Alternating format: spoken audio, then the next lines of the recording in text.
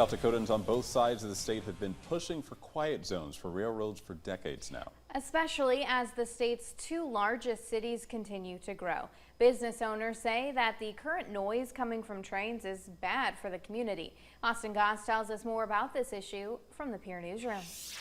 There's 3-4 trains that go through here every night, 2, 3, 4, 5 o'clock in the morning at random. For many living or working next to a railroad, the push for quiet zones goes beyond being annoyed. For a business like the Rushmore Hotel in Rapid City, it is about unhappy customers. Management there says they hand out thousands of pairs of earplugs a year because of the railroad. We have multiple complaints weekly, if not daily. It's really unfortunate that people come to Rapid City to enjoy their vacations and they have to deal with that. And while several attempts to appeal to local and state government have ultimately fell short, it appears as though progress is being made towards implementing quiet zones.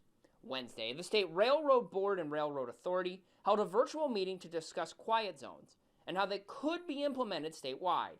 Senator Jack Colbeck of Sioux Falls brought a bill last year to appropriate funds to create quiet zones that ultimately failed in the legislature.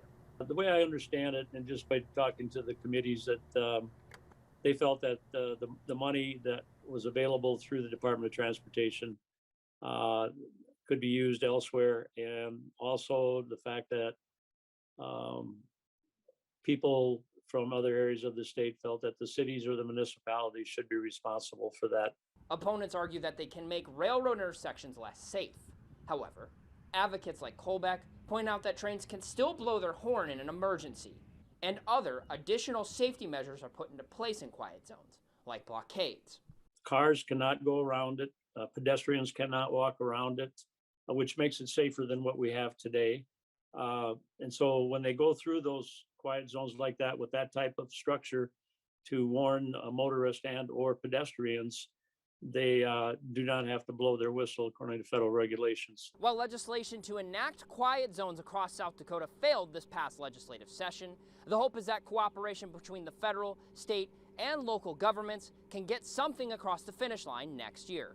In Fort Pierre, Austin Goss, Dakota News Now.